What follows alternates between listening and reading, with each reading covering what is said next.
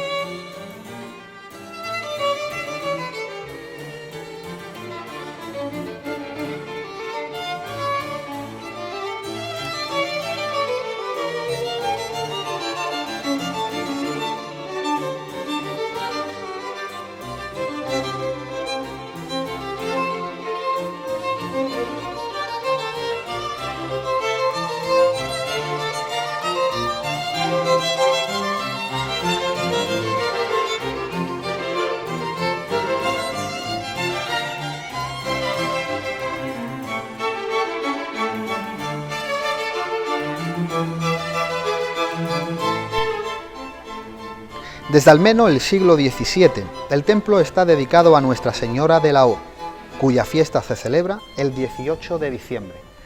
Seguimos en este stand de entrevistas dentro del Museo Permanente de Arte Sacro en la parroquia de la O. Y una parte fundamental de un museo son sus guías turísticas. Y para eso nos encontramos hoy está aquí con nosotros Regla Jurado Neva. Ella es una de las guías turísticas de este magnífico museo. Regla, todo un placer y encantado de estar aquí. Igualmente, Rafa, es un placer estar aquí contigo. Bueno, me gustaría preguntarte, Regla, ¿qué tiempo llevas ejerciendo como guía turística dentro de esta iglesia mayor? Bueno, pues aquí en la iglesia, colaborando como guía turística, pues prácticamente yo creo recordar que unos 11 años, casi a la vez que comencé con las visitas guiadas como voluntaria en el convento de las Carmelitas Descalzas, unos 11 años. Junto, con María Luisa, aunque María Luisa se incorporó un año y medio aproximadamente después, pero prácticamente yo creo que unos 11 años. Si 11 no me años. Sí, casi. Con lo cual conoces perfectamente la casa donde estamos y sus entresijos, ¿no? Bueno, un poquito, un poquito. Pregunto, ¿cómo es el funcionamiento en sí del museo? ¿Cómo lo establecéis? ¿Qué horarios tenéis? Bueno, en la actualidad la verdad que se está organizando pues muchísimo mejor con un protocolo que estamos siguiendo, al igual que con el protocolo que estamos siguiendo ahora con la nueva realidad, pero en la actualidad estamos realizando pues una recepción de los visitantes donde se les invita a que tomen asiento y que vean un vídeo que se ha preparado maravilloso, para que se le vaya situando ante el monumento que va a visitar. Posteriormente, una vez que realizan escuchan y ven ese vídeo, pues pasamos a este museo y luego pues hacemos un recorrido por el interior del templo, donde nosotras, María Luisa o yo, pues le acompañamos en esta visita. Eso es, digamos, la parte organizativa. En nuestro acompañamiento pues, personal, pues lo que hacemos es, además de llevar el protocolo que nos exigen ahora ante el tema COVID, pues también pues llevar un acompañamiento y unas explicaciones donde el visitante pues se sienta cómodo y que se vaya pues con una información pues lo más amplia posible. Además Regla, perdona, adaptar este nuevo método de trabajo a la realidad que tenemos con el COVID, ¿verdad? Sí. Exactamente, además ofrecer también pues mayor calidad, ¿no?, a la visita. Regla, imagino que para su trabajo, para su día a día, debe de ser también importante una formación casi continua de las nuevas investigaciones, de los nuevos trabajos de historiografía que pueden de manera directa o de manera indirecta influir en su trabajo y a la hora de una formación para asistir a la gente que llega, ¿no es así? Sí, exactamente. Yo realicé unos cursos de formación de la Junta de Andalucía dedicados a turismo, he hecho varios. Independientemente de eso, pues como bien dice Rafa, hay que estar constantemente formándose e informándose. Procuramos participar pues, en las muchas jornadas históricas culturales que se organizan. Sobre todo también tenemos algo muy importante, bueno, pues la labor que, como sabéis, de las personas que han participado y se han dejado la piel aquí, de historiadores, y ello pues también es una base en la que nosotros acudimos y ellos se prestan pues para darnos información, claro, para pasarnos enlaces, para investigar. No nos quedamos solamente con lo que aquí estamos viendo, sino que lo que nosotros transmitamos en nuestras visitas, pues que tenga una base importante. Esa es una formación que es necesaria y además constantemente, pero creo que también hay un elemento que tanto María Luisa como yo procuramos tenerlo muy activo, que es el entusiasmo. Creo que con el entusiasmo podemos formarnos y podemos transmitir todo lo que nosotros vamos recibiendo. El entusiasmo es fundamental. Y además hay una cosa muy interesante que comentaste antes, que es cuando se le pone ese vídeo, se le enseña la zona baja antes de entrar al museo, con lo cual ya estáis poniéndonos en predisposición, ¿no?, al visitante, para que a la hora que suba aquí arriba ya llegue con los mimbres necesarios para poder disfrutar de este museo. Sí, procuramos que vengan expectantes y que, bueno, pues que previamente procurar que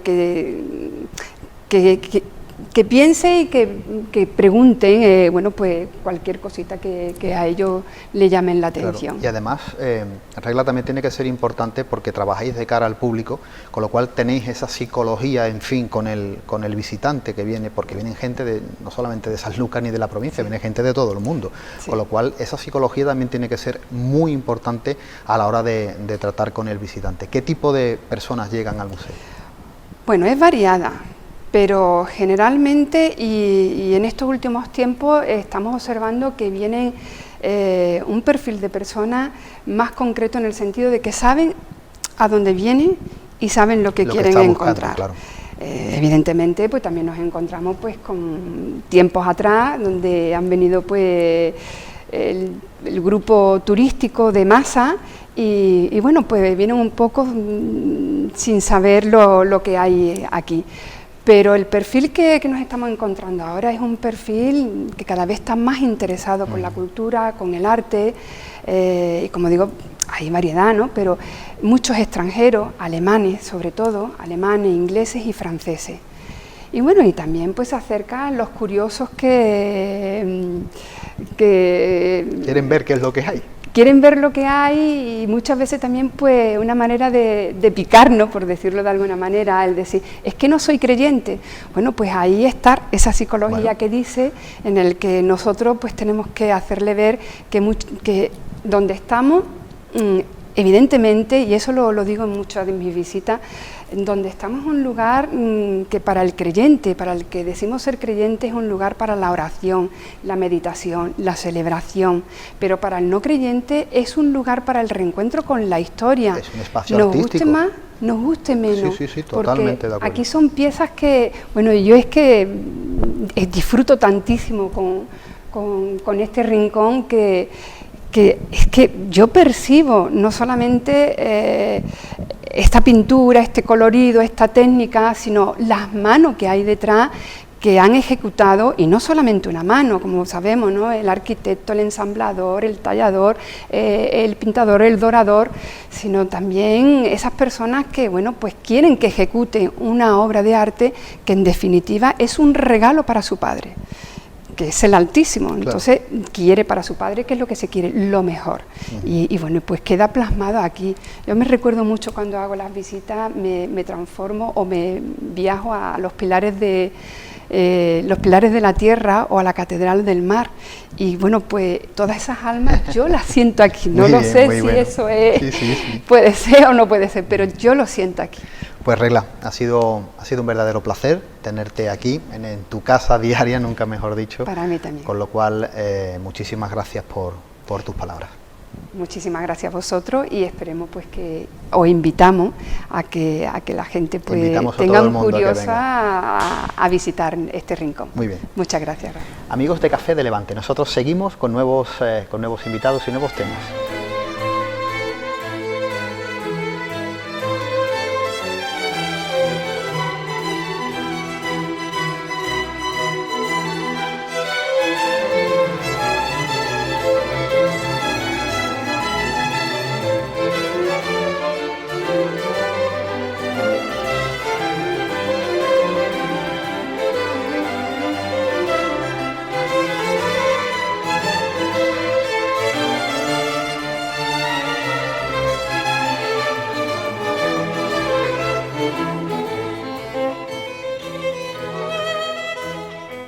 A finales de 2019 se inauguró una exposición permanente de arte sacro que, a modo de museo, es la contribución de la Iglesia de Sanlúcar a la celebración del 5º centenario de la primera vuelta al mundo de Magallanes y Elcano, a celebrar entre los años 2019 y 2022.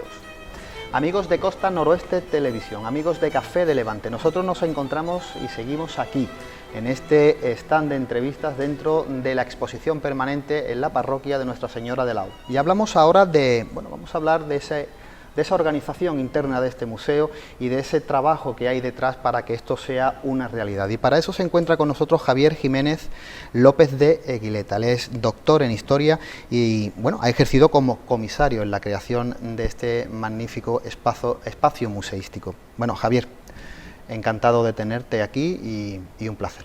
Igualmente, de veras. Bueno, Javier, como hemos dicho en la presentación, has ejercido como comisario en la creación de esta exposición permanente. Me gustaría que nos fuéramos al comienzo. ¿Cómo surge el proyecto, Javier? Pues hay que decir, quizá, y con todo derecho, que es una idea que parte del corazón pastoral del señor obispo de la diócesis, de don José Mazuelo. Él, en todo su pontificado en la diócesis, ha tenido una estrechísima relación siempre con las autoridades civiles y locales de cada uno de los pueblos y ciudades del obispado. Y él sabía muy bien que esa efeméride que acabamos de recordar ahora, del 5º centenario de la circunnavegación, en Sanlúcar iba a tener un peso especial. Y la Iglesia también tenía que contribuir a ello, pues quizá de la mejor forma que sabe, que es con el arte sacro. Y naturalmente desde la parroquia mayor de la ciudad, ¿no? Desde la iglesia de la O.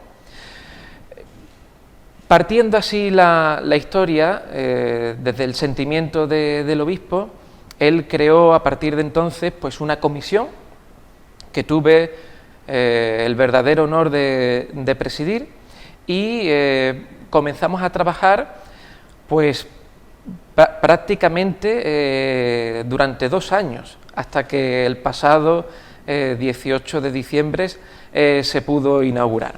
Han sido 2 años de muchas labores, también de algún sinsabor, todo hay que decirlo, porque coordinar esta comisión de expertos, especialmente es justo reconocer la labor de Antonio Romero, de José Antonio Romero y de Óscar Franco al frente de ella. Ha sido, como decía, pues una simbiosis de conocimientos y de técnicas y de herramientas para poder conseguir lo que hoy la ciudad puede disfrutar, que es, con diferencia, el primer gran museo de arte, y más aún de arte sacro, de toda Sanlúcar de Barrameda. Sobre todo poner en valor estas piezas, poner en valor un espacio museístico único en su especie, sí, y sobre todo hacerlo cronológicamente con esas celebraciones del quinto centenario que nos ha tenido a la ciudadanía y sobre todo al mundo intelectual bueno, al pie del cañón diariamente. Sí, efectivamente, porque además todas estas piezas que aquí se exponen de una forma ordenada, incluso de una forma cronológica, de una forma estilística, todas proceden del templo. Y el día de la inauguración recuerdo que la frase más repetida fue: ¿y esto estaba aquí? Claro. ¿Y esto estaba aquí? Pues sí, todo estaba en la sacristía, en el templo, en las paredes, en el sagrario, simplemente que a lo mejor, pues claro, las personas vienen a rezar, vienen a participar en los sacramentos y muchas veces no nos damos cuenta de lo que tenemos delante de nosotros. ¿Qué es lo que se ha querido pretender con ello?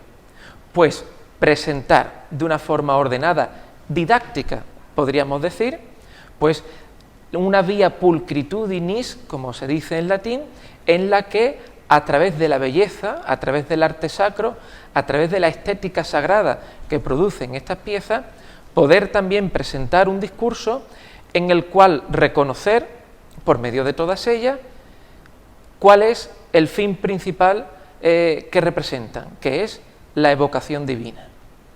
Y a título personal, Javier, ¿cómo ha sido esa labor de comisariado que has llevado a cabo? Ha sido dura, como hemos dicho, durante todos estos meses. Han habido muchas conversaciones, yo he mantenido sobre todo la relación entre institución, obispado, parroquia y todos los proveedores. Han sido muchos, muchísimos, y todos, además por un especial y expreso deseo de don José, sanluqueños.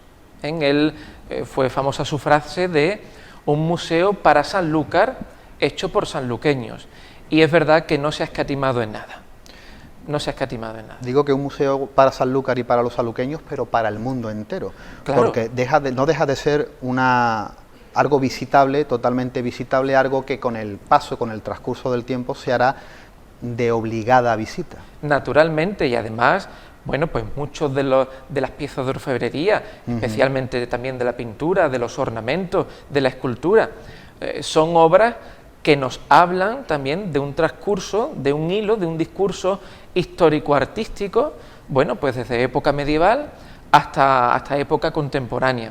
Claro, ordenar todo eso es lo que va a producir un disfrute aún mayor, porque vamos a poder ver reconocidos todos los periodos de la historia del arte en cada una de las piezas que aquí se exponen, teniendo al fin y al cabo, pues eso, un conocimiento, un regusto de todos los periodos del arte a través de lo que aquí se expone. Por eso sí, un museo de Sanlúcar hecho por sanluqueños para el mundo entero, estoy muy de acuerdo, porque las piezas de aquí hay algunas que son extranjeras, que también nos hablan de esas relaciones comerciales, también artísticas, que ha tenido Sanlúcar, la Casa Ducal, con el resto del patrimonio y del arte europeo, del mejor, por cierto. Javier, eres doctor en Historia, con lo cual vienes de esa rama, eres de calado intelectual, con lo cual estar también rodeado de especialistas de restauración, de conservación, el mundo del órgano, el mundo de la historiografía, de la investigación,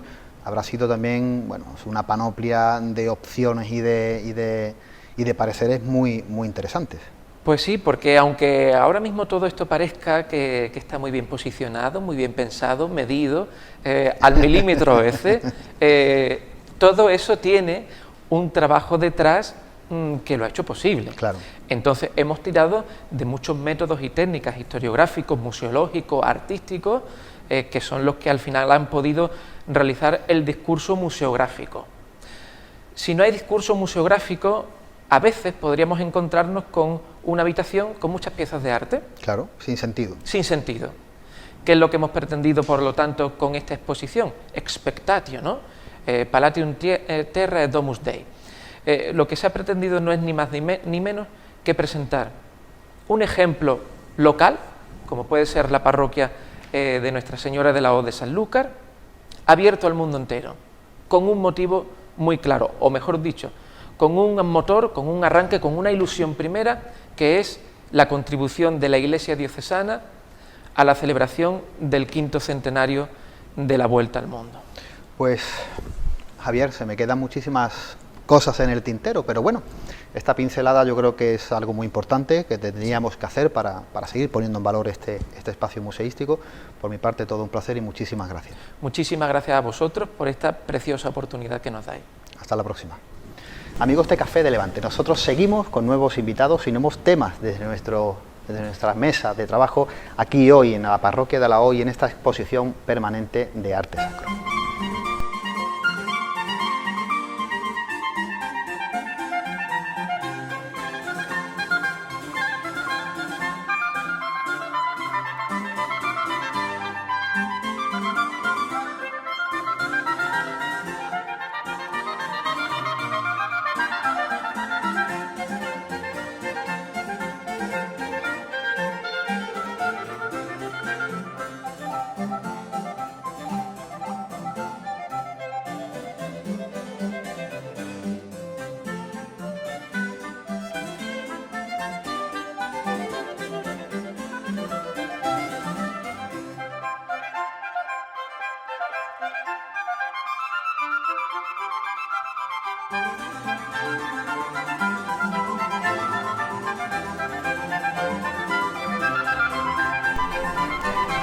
En el interior del templo podemos encontrar interesantes retablos, pinturas, esculturas, objetos de platería y ornamentos litúrgicos, creados por interesantes artistas como son Francisco Ginetti, Pedro Roldán, Vasco Pereira, Diego Roldán, Francisco de Herrera el Viejo, Hernando de Esturnio, Abraham Jensen, Juan de Roelas y Pedro Reyes.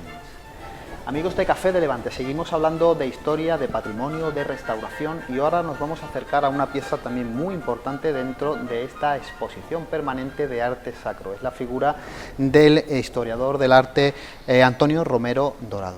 Antonio, muchísimas gracias por abrirnos las puertas del museo y por dejarnos hacer este programa tan interesante para dar y poner aún más en valor, si cabe, este espacio museístico sanluqueño.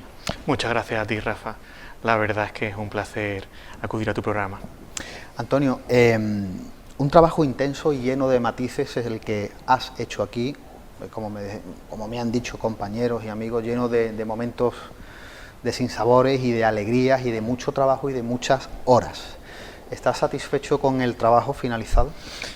Pues si miramos a nuestro alrededor, yo creo que la imagen vale más que las palabras, ¿no? Profundamente satisfecho del resultado.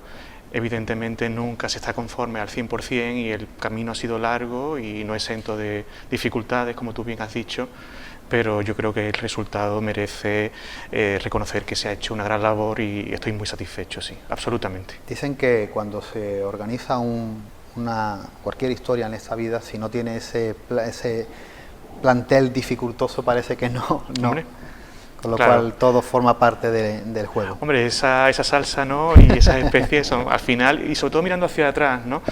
Que te das cuenta de dónde partimos y hasta dónde hemos llegado, y dices, mira, pues esto era imposible que fuera de otra manera, no pudo ser un camino plano, sino tortuoso y sinuoso. Claro.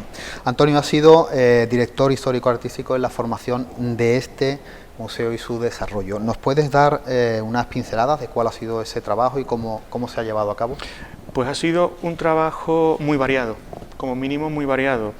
Realmente la dirección histórico-artística pues debería limitarse a lo mejor a la selección de las obras para formar la colección, porque hay que tener en cuenta que formar una colección de donde no existe es complicado. Realmente este edificio, la Iglesia Mayor de Sanlúcar, tiene una colección histórica, una serie de bienes muebles vinculadas al edificio, que es BIC, y por lo tanto esa es la colección histórica. Pero claro, si dentro de esa colección se quiere formar una colección museográfica, ¿no? O una exposición permanente de arte sacro, hay que hacer una selección. Y esa selección es tiene su complejidad. No voy a decir que sea muy complicada, pero tiene su complejidad. Entonces, bueno, quizá lo más dificultoso o lo más importante desde el punto de vista intelectual era la creación de la nueva colección museográfica. ¿Qué destacarías de las piezas que se encuentran actualmente en estas salas? Bueno, pues la verdad es que tenemos un conjunto de pinturas de Caballete bastante interesante por su variedad iconográfica y técnica, ¿no? Y también cronológica. Tenemos obras que abarcan desde el siglo XV hasta el siglo XVIII en cuestión de pintura de Caballete. También tenemos un pequeño grupo de esculturas de bulto redondo que también abarcan desde el siglo XVI hasta el siglo XVIII. Un interesante conjunto de ornamentos litúrgicos. Concretamente tenemos casi 4 ternos completos de diferentes épocas y calidades, y bueno, pues también tenemos un interesante plantel de obras de platería, orfebrería, textil, y bueno, quizá en el futuro pues podamos ampliar con papel y otros soportes. Antonio, ¿qué importancia puede tener este espacio museístico, ya no solo para la ciudadanía de Sanlúcar en sí, sino yo me atrevería a decir que para la provincia y para España, porque como hemos hablado también antes con guías y otros compañeros, aquí viene gente de todo el mundo. Efectivamente.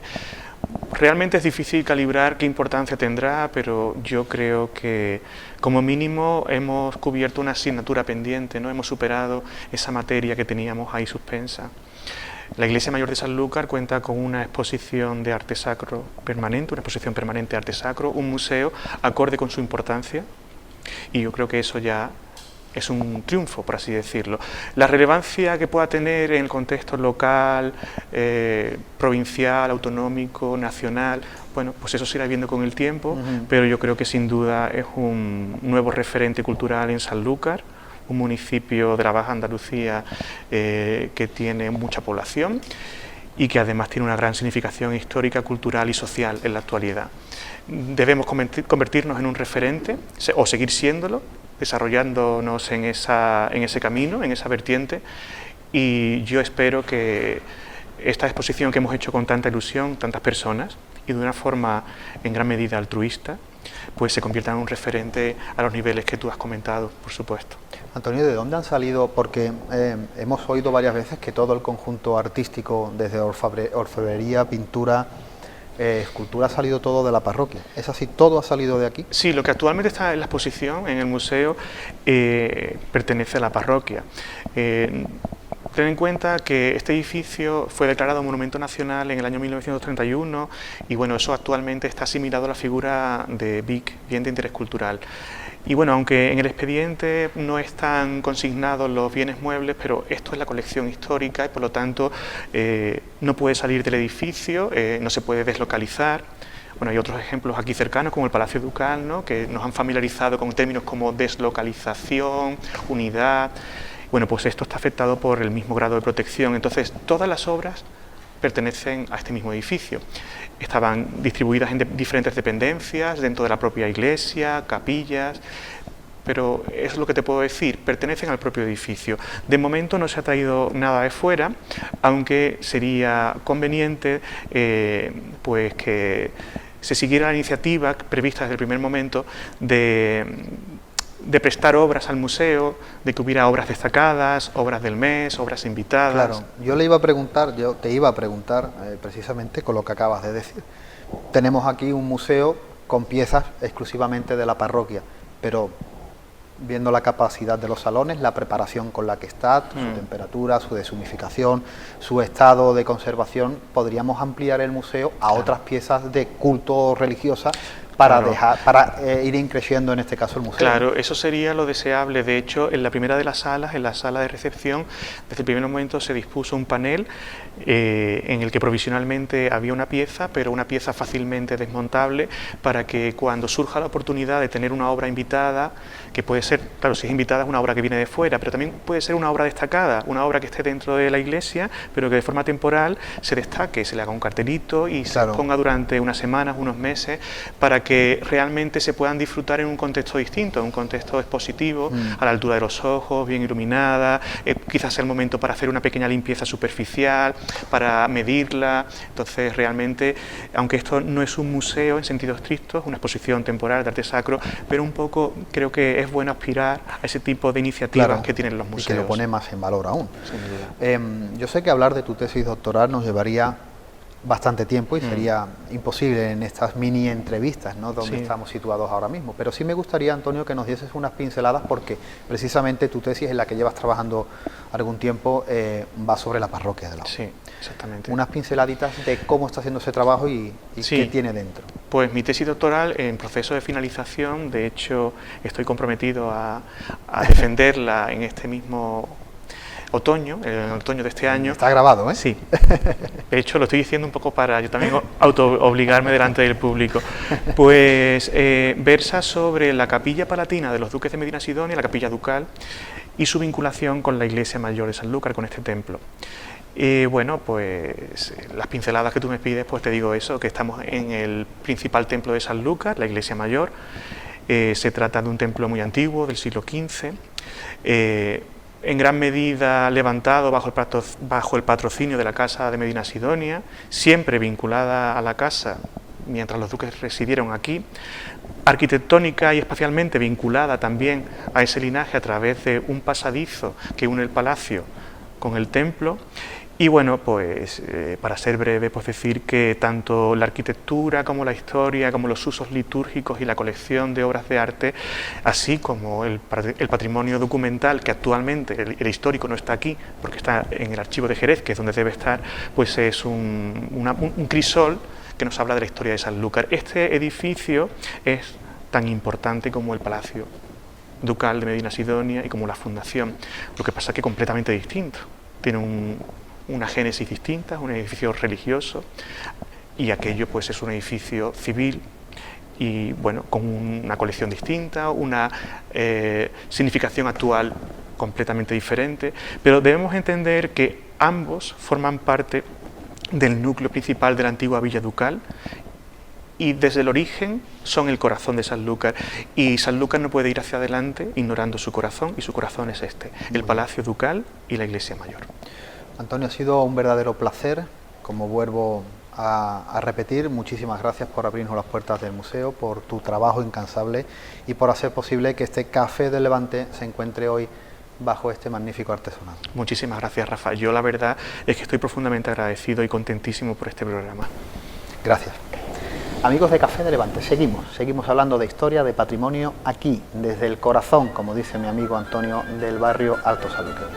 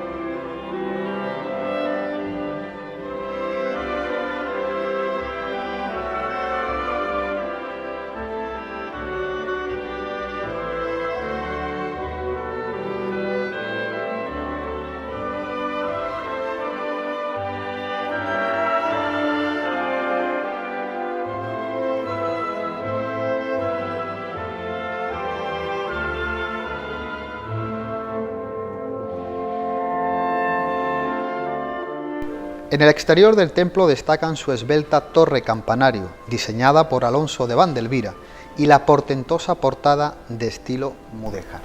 Amigos de Café de Levante, nosotros seguimos hablando de temas diversos dentro de este Museo de Arte Sacro en la Parroquia de Lao. Y vamos a tocar ahora el mundo de la arquitectura, y para eso se encuentra con nosotros nuestro invitado y amigo José Antonio Romero Odero. José Antonio, arquitecto, muchas gracias y un placer tenerte aquí. Gracias, Rafa. José Antonio, en este momento actual te encuentras realizando un trabajo de investigación sobre el templo parroquial donde nos encontramos. ¿Qué nos puedes puntualizar al respecto? Pues efectivamente llevo prácticamente un año realizando un trabajo de investigación sobre la parroquia. El trabajo pretende asentar las bases de lo que daría fruto a un plan director de intervención del edificio. Y para ello pues se compone de diferentes capítulos que engloban desde el reconocimiento de las lesiones y del estado actual hasta la gestión del espacio arquitectónico. Muy importante esta última parte del espacio porque el edificio en el que nos encontramos es un edificio vivo y que continuamente va cambiando sus necesidades. Entonces, tener plasmado en un documento técnico toda esta información podrá ayudar a futuras intervenciones a realizarlo de una manera correcta y ordenada.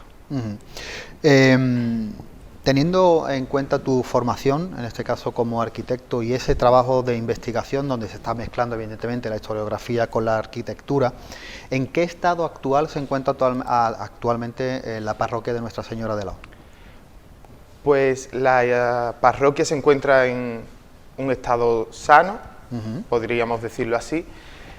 Sí que es verdad que hay que puntualizar que en gran medida, gracias a la intervención que se realizó en los años 90 con fondos públicos y que fue una intervención integral y global de todo el edificio. Pienso que si no fuera por esta intervención, hoy en día el templo lo entenderíamos de otra manera, con otra configuración, porque el deterioro en el que se encontraba era bastante preocupante. Estos ejemplos arquitectónicos evidentemente necesitan un cuidado casi consuetudinario, con lo cual no se puede abandonar a la suerte, ¿no?, de los años, incluso de los siglos, porque al final después las restauraciones terminan siendo muy grandes e incluso parciales en muchos momentos, porque hay parte que se pierde. Claro, el coste que llega a sumar por el abandono, porque, bueno, un abandono, voy a matizarlo un poco, un abandono, una falta de mantenimiento desde el punto de vista de la edificación. El 90% de las lesiones que podemos encontrar actualmente en el patrimonio viene derivado de esta falta de mantenimiento. Claro. José Antonio, ¿qué ha significado para ti personalmente formar parte de esta comisión museística? Pues primero un orgullo grandísimo, porque bueno, yo tengo una relación personal con la parroquia desde muy pequeño, soy feligrés, vivo muy cerca, y claro, el hecho de poder participar en la toma de decisiones, consejos, dirigir o simplemente asesorarse, ¿no?, en una intervención de este calibre, y con una compañía magnífica, porque al final todo lo que se intervenga en equipo multidisciplinar es lo que actualmente nos da juego a sacar jugo verdaderamente de las cosas, ¿no? Y por otro lado, como técnico me sentía un poco en deuda con el edificio. Entonces, para mí, ilusión y satisfacción personal plena. Imagino que también trabajar con un grupo de personas que cada uno de su forma y modo son expertos en su ramo también habrá sido enriquecedor, evidentemente. Claro, desde la formación de la arquitectura actualmente no hablo de tiempo atrás, se potencia mucho el trabajo en equipo y con visión a un equipo multidisciplinar. Ya no, cuando se trabaja clarísimamente con patrimonio, no se puede entender un equipo sectario de solo arquitectos o solo historiadores o solo restauradores. No tiene sentido y desde la formación siempre se incita a que los equipos sean multidisciplinares porque enriquecen la actuación. ¿Cuál es el futuro que le auguras a este espacio museístico? Bueno, yo quiero creer y estoy convencido de ello, que se va a convertir en un referente local, ya lo es. Considero que no hay ningún otro espacio con estas características en la localidad de Sanlúcar, ni en las cercanas, y espero que por lo menos la población sanluqueña le reconociera el valor que estas paredes ahora mismo albergan. Evidentemente, tener una visión global en un espacio, contexto, tiempo, de cómo puede estar el patrimonio en Sanlúcar, sé que es una pregunta difícil y que podría tener muchas ramificaciones a la hora de contestarla. Pero sí me gustaría tener el punto de vista de alguien cercano a las artes, de alguien cercano a la arquitectura, de cómo ves tú, a título particular, el patrimonio sanluqueño. ¿En qué estado se encuentra? Espero que no se ofenda a nadie con mi respuesta. Sinceramente, creo que nos falta mucho por trabajar en torno al patrimonio. Voy a hablar arquitectónico, no me voy a meter en más berenjenales. Nos hace falta entender el patrimonio como un conjunto. Sanlúcar tiene en un muy buen estado determinadas edificaciones con unas características y una importancia indiscutible, pero hay otras muchas que se han perdido recientemente, que están perdiéndose por su deterioro o su abandono, y que, claro, la necesidad de entender una gestión global de todo este patrimonio haría más fácil la gestión de los mismos. Bueno, pues lanzamos ese mensaje como un globo sonda. Bueno, pues ha sido un verdadero placer, José Antonio, tenerte aquí y bueno, encantado de compartir estos minutos contigo. Muchas gracias, Rafa. Amigos de Café de Levante, nosotros volvemos tras unos minutitos con nuevos invitados y nuevos temas sobre nuestra mesa.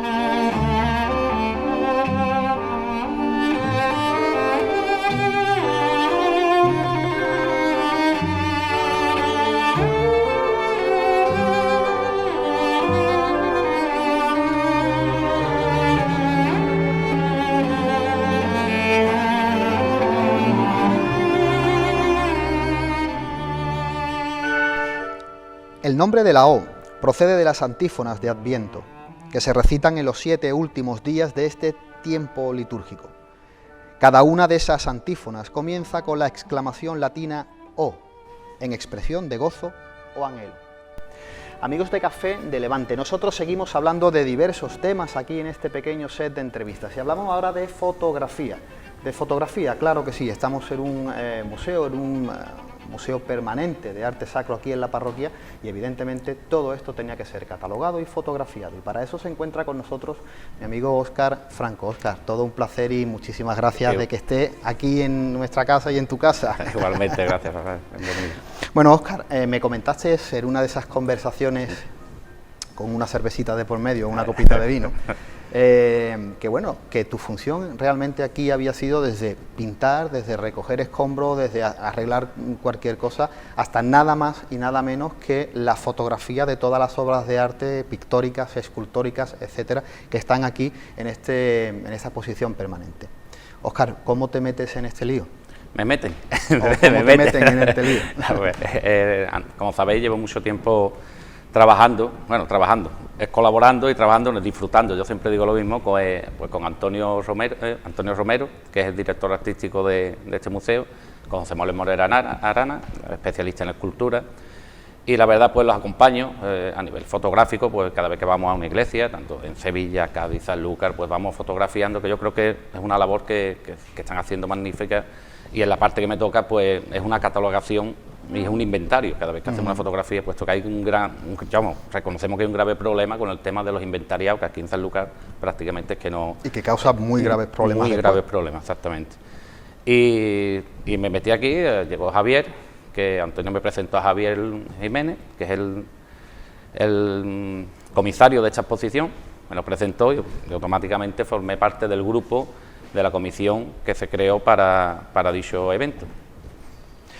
Óscar, ¿cómo, desde un plano profesional, cómo es el trabajo de fotografiar las obras de arte? Es un trabajo complicado.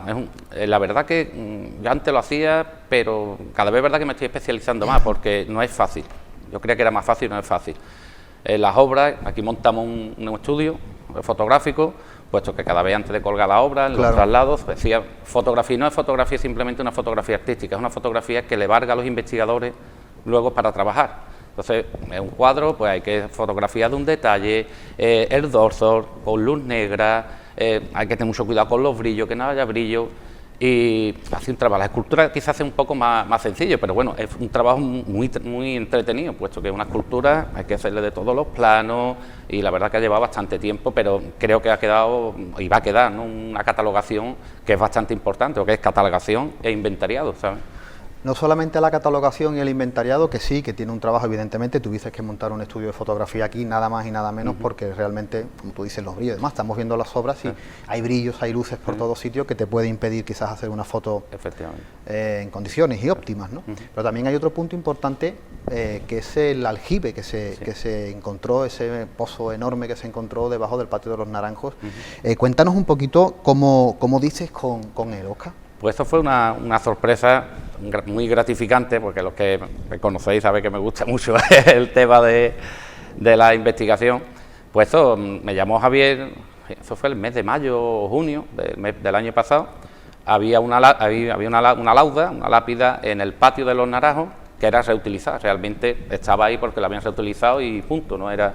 Esa lápida se decidió de subirla al museo, que está expuesta, y cuando los albañiles levantaron, pues apareció un foso, o sea, un pozo hacia abajo, calculamos que unos 5 metros o 5 metros y medio.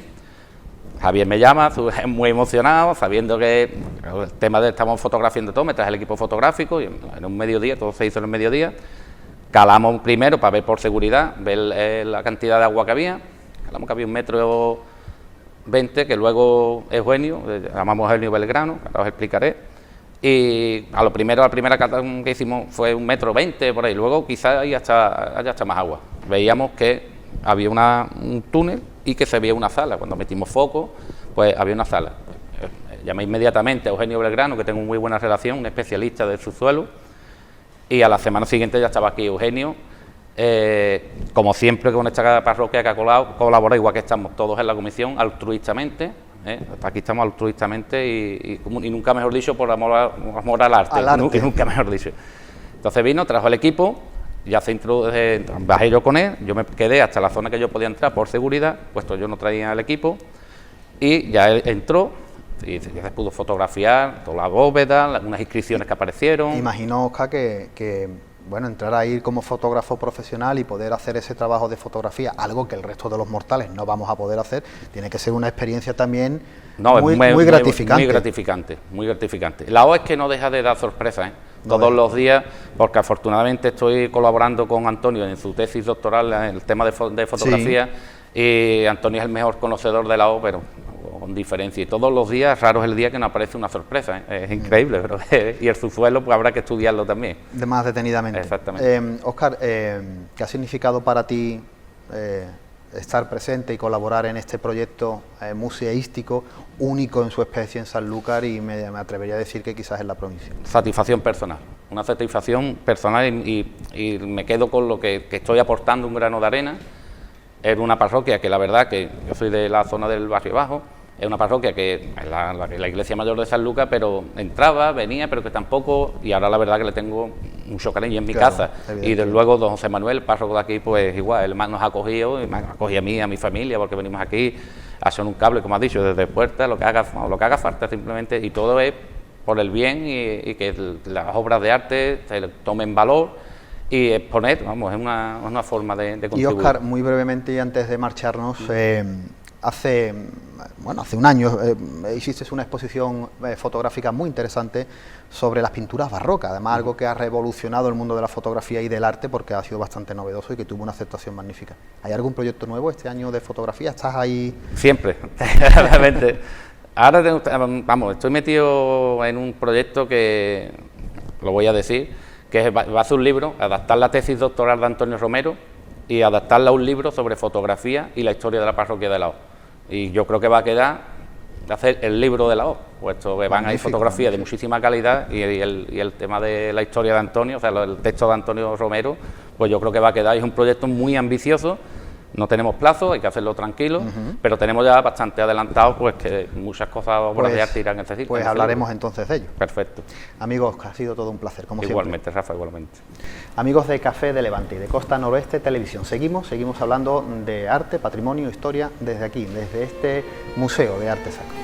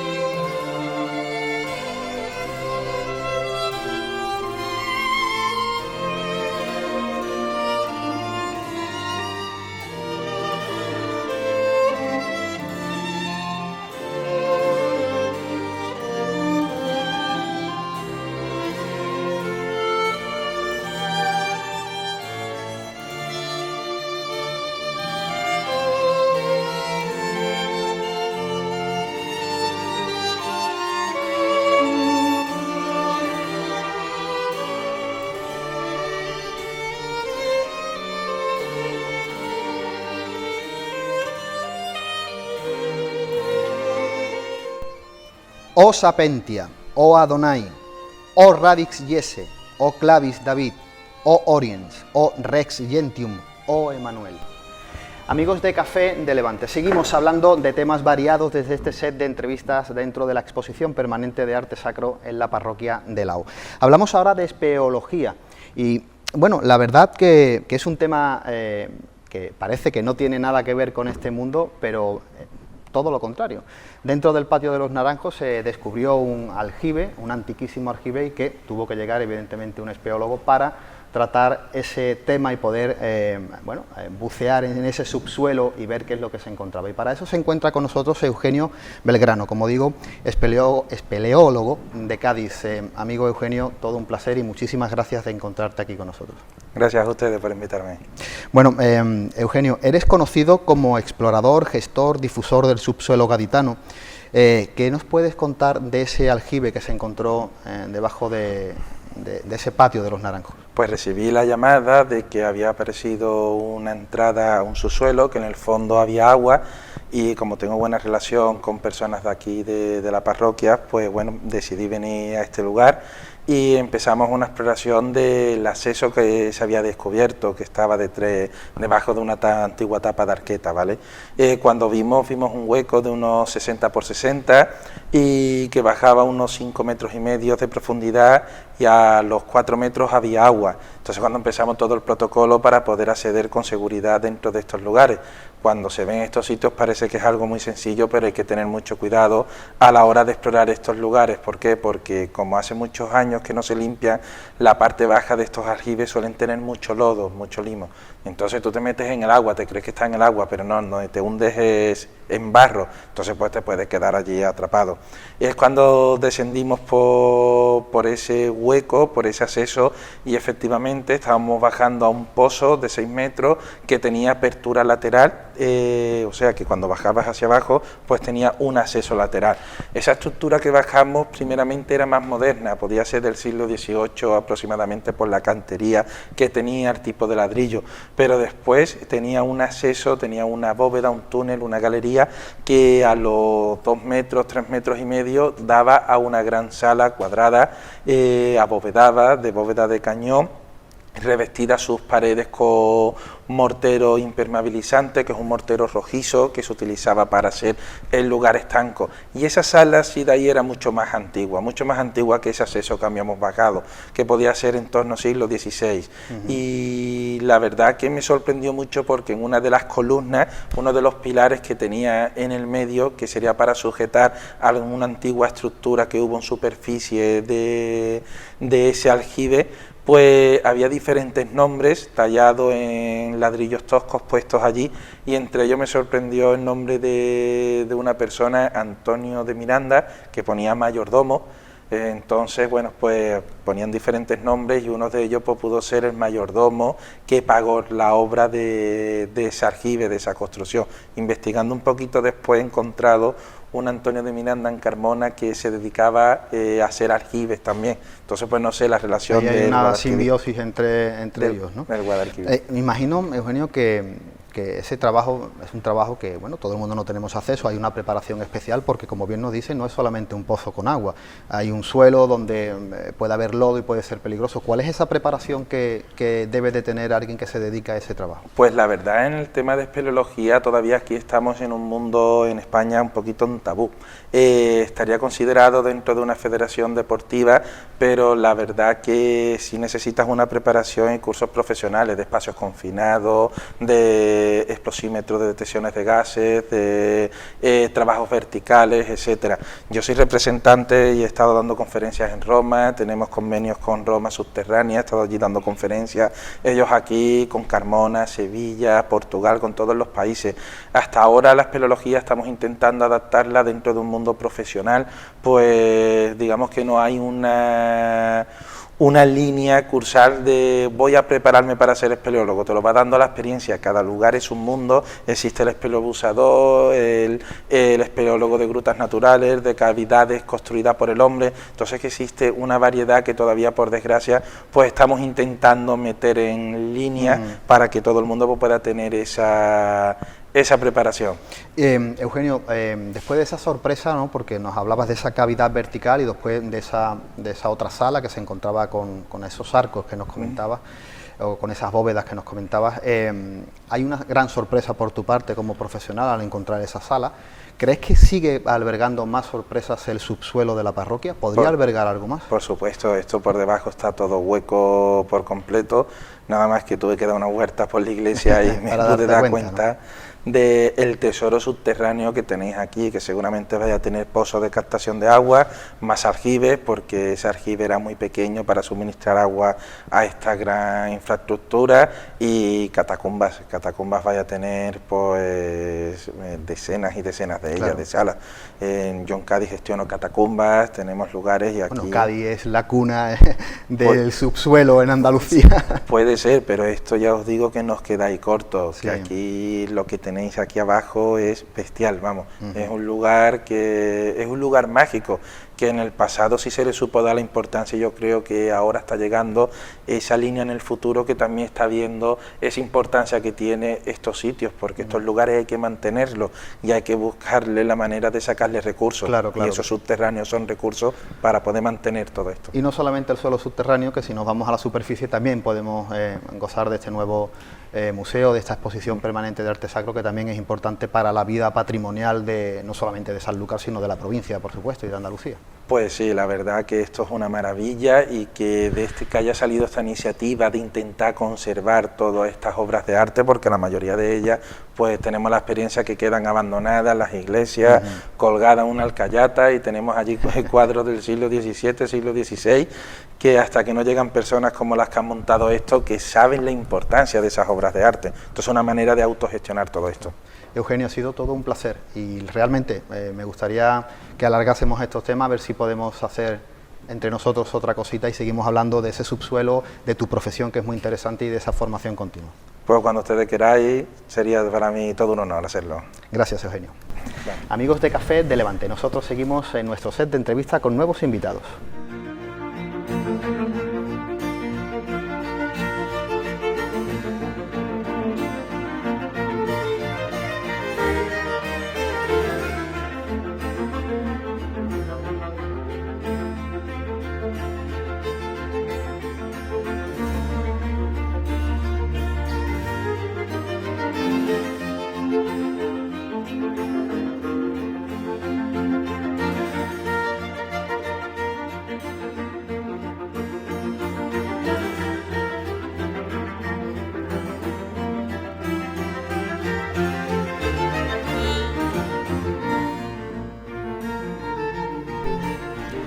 Con el descubrimiento de América, 1492, y la primera vuelta al mundo, 1522, Sanlúcar de Barrameda, como principal antepuerto de Sevilla, tuvo un gran protagonismo histórico.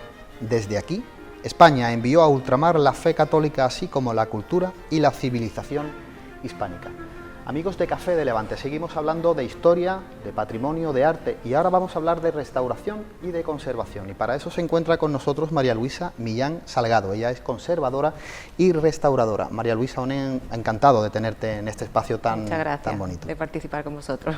Bueno, María Luisa, participaste en los años 90 en esa importante restauración que se hizo en la parroquia, en este caso con la restauración y conservación de las pinturas murales de este espacio parroquial. ¿Qué recuerdas sobre aquel trabajo? Hombre, eso fue en el año 96, para mí fue un trabajo muy interesante, porque era la primera vez que trabajaba en Sanlúcar. Y con la empresa que fue la adjudicataria de la restauración de los bienes inmuebles, trabajé yo con ellos, con la empresa Almidana, que ya había trabajado anteriormente. Entonces tuve la posibilidad de venirme del trabajo en el que estaba y estuve restaurando lo que fueron las pinturas del acceso a la torre, la que se encuentra en el rosetón de la cúpula, de la bóveda, perdón, y el Vía Crucis en todo el recorrido de acceso a la torre. Y ya luego en las hornacinas exteriores que se descubrieron, que tuvimos otra compañera y yo el placer de descubrirla, porque sí, evidentemente veíamos la huella en la arquitectura de que existía algo, pero ni muchísimo menos que se encontraban los apóstoles y el santo ermitaño. Fue todo un placer. Hombre, la verdad, María Luisa, que cuando dices tuvimos el placer de descubrir, se ilumina la cara, sí. Porque qué bonito es cuando alguien trabaja en lo que le apetece, en lo que le gusta, y encima tiene el placer de hacer esos trabajos con el patrimonio, ¿no? Y ponerlo nuevamente en vigor. Pues sí, y muy gratificante. Esta nueva exposición de arte sacro que se ha formado aquí en Sanlúcar, y que yo creo que es un museo único en su especie, puede enriquecer de manera importante el patrimonio sanluqueño y poner en vigor todo este material que quizás no estaba bien catalogado y estaba bien expuesto. ¿Qué le parece? A mí me parece estupendo, porque en Sanlúcar no tenemos ninguna exposición permanente ni museo que congregue piezas de tejido, orfebrería, pintura de caballete, ya sea de lienzo o sobre madera, así como escultura. Entonces creo que es algo que al público y al visitante de Sanlúcar le puede interesar muchísimo. Claro. Y como especialista en restauración y conservación, ¿qué tipo de obras encontramos aquí en este museo? Hombre, pues en este caso se encuentran muchos tejidos referentes a ternos del de los que se utilizan normalmente o se utilizaban anteriormente con mayor frecuencia en la iglesia, así como piezas de pintura de caballete sobre lienzo, algunas de menor formato y otras de mayor formato, y pintura sobre tabla. Principalmente, que yo sepa, todas las pinturas expuestas están realizadas al óleo, así como las esculturas de bulto redondo, que aquí en esta sala hay 3 piezas, y en la otra sala hay una de mayor dimensión que iba ubicada en un retablo. En cuanto a la pintura sobre tabla, creo que en San Lucas no hay demasiada, y aquí se congregan varias piezas que son de libro, como la pieza del conjunto de Hernando de Esturmio, así como la pintura flamenca de Antón, atribuida por Fernando Crucidoro a Antón Denia, que son piezas de libro. Porque en el caso tuve hace ya unos cuantos años la suerte de estudiar en la sacristía la pintura flamenca. Son piezas que están hechas sobre madera de roble, tanto la de Hernando como la de Antón Denia. En el caso de Antón Denia son piezas que están unidas a unión vista con unas pequeñas espigas, y luego iban sobre un marco, reforzadas por un marco ranurado. Entonces son piezas muy interesantes, claro, a mi parecer. Y desde tu punto de vista profesional como conservadora y restauradora, María Luisa, ¿en qué estado se encuentran las obras que tenemos aquí ahora mismo? Hombre, hay de todo. Hay algunas que se encuentran bastante bien y otras que evidentemente necesitarían una restauración. En el caso a lo mejor de alguna pintura sobre lienzo, no está mal, pero sí que le convendría un traslado a un nuevo soporte. Bueno, traslado en este caso no, es un reentelado. Adherirla sobre un nuevo tejido que le diera mayor fortaleza a ese lienzo original. Y en el caso de las pinturas sobre tabla, bueno, principalmente a muchas de ellas eliminarles los barnices oxidados. Y en las pinturas sobre tabla, pues hay algunas, como en concreto la del conjunto de Santa Lucía, que es una tabla en la que se han utilizado clavos de unión de las tablas, grapas, tiene muchísimos repintes, el soporte está mal porque está agrietado y muchísimos barnices oxidados. Entonces, esa pieza en concreto, yo sería de las que a mí en un futuro me gustaría poder ver restaurada, principalmente porque en cuarto de carrera yo hice el estudio de esa obra como propuesta de intervención y de conservación. Entonces, pues algo que hace ya muchos años que terminé la carrera, no se ha hecho nada, y para mi gusto es una de las piezas que resultaría muy interesante. María Luisa, antes de despedirnos, porque sí es verdad que tenemos poco tiempo en estos pequeños sets de entrevistas, me gustaría, sé que es una pregunta también difícil y que te llevaría más tiempo de lo normal, pero ¿qué pautas primordiales se tiene que llevar a cabo cuando se hace una restauración de una obra artística? Hombre, en todas las piezas, antes de iniciar cualquier trabajo, tienes que hacer un estudio detenido. Tienes que tomar una documentación fotográfica, hacer un análisis de daño, y ya en función del deterioro que tenga la pieza, por ejemplo, tanto en una escultura como en una pintura, ya sea sobre lienzo o sobre madera, si existen riesgos de desprendimiento de esa policromía, lo principal es fijar esa policromía. Y ya a partir de ahí, pues, o estudiar si necesita un reentelado. Son muchos los trabajos.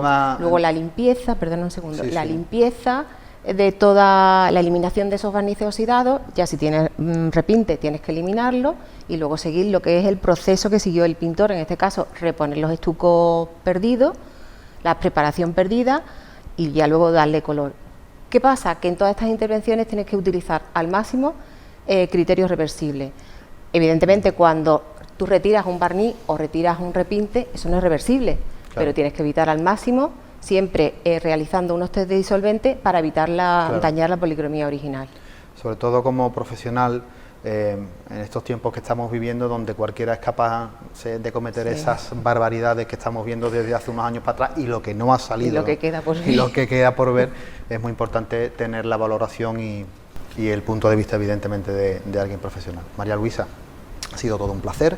Espero volver a charlar con usted más detenidamente, y gracias por estar aquí con nosotros. A ti, muchísimas gracias.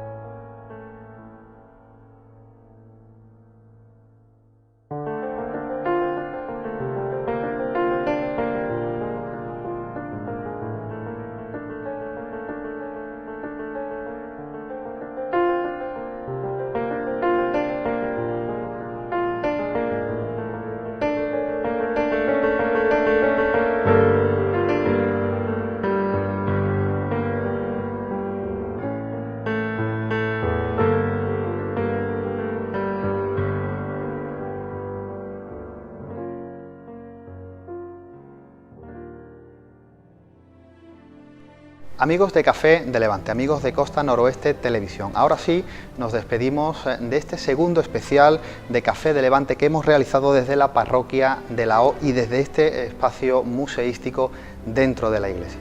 Por mi parte, darles las gracias a todos los que han hecho posible estos dos programas desde la parroquia y desde el museo, y reemplazaros a vosotros a nuevos programas de Café de Levante con nuevos invitados. Por mi parte, que tengan muy buenas tardes y sean muy felices.